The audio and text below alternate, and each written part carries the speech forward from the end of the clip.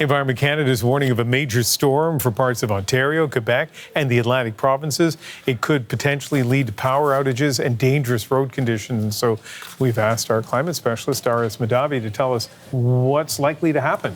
Well, I would be shocked if we didn't see some pretty widespread power outages from this event, because we're talking serious accumulations of ice expected in many areas. Now, what you're looking at here is some rain down here. It's a bit of a mix of a rain and snow and freezing rain in pink there. The purple is ice pellets, and the blue up top is snow. So because of the gradient of temperatures that we're seeing across this region, a wide array of conditions, and that's why we have so many different weather alerts in place. This blue color here is freezing rain, 5 to 10 millimeters of freezing rain in these areas, 2 to 5 there. These are winter storm warnings, snowfall warnings up here, and rainfall warnings for parts of southern Ontario. So a lot of alerts. These ones are yellow. So these are your more moderate impacts, your ones that aren't expected to stick around for too long. But we also have a number of orange weather alerts as well. These ones more intense. You might expect these impacts to last for a couple days at least. And honestly, for these areas that might see 30 millimeters of freezing rain accumulation, that is a lot of ice. That's a lot of ice building up. That's, 3 centimeters of ice is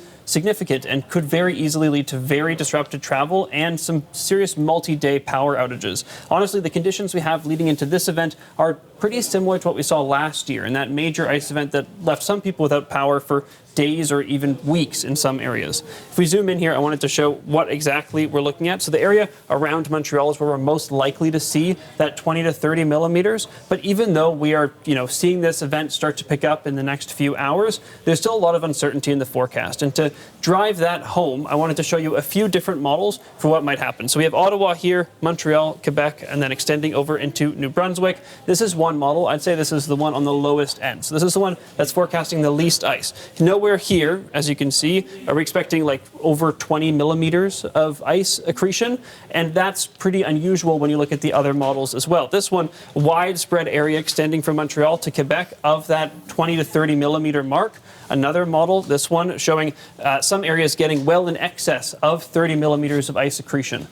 This seems less likely. Environment Canada hasn't said that anywhere is expected to get more than 30 millimeters, but it is very much a possibility. And if we look at the European model, which is usually very reliable, widespread area that is seeing that high amount of ice. So just while we have this one, maybe the most reliable model, so what is this telling us? This is showing how much ice you're expecting to build up on surfaces. So on the ground, on utility poles, this is how much ice you can expect to build up. So when you have 50 millimeters of ice accretion, that is a very significant amount, and it's not something you see in a typical ice storm. This is like a once in a decade or so event if we were to see this exactly play out. And now, a huge area here is 20 to 30, right? So that's right. Still so significant? This light blue, the green area there, 20 to 30, very, very significant. That's right.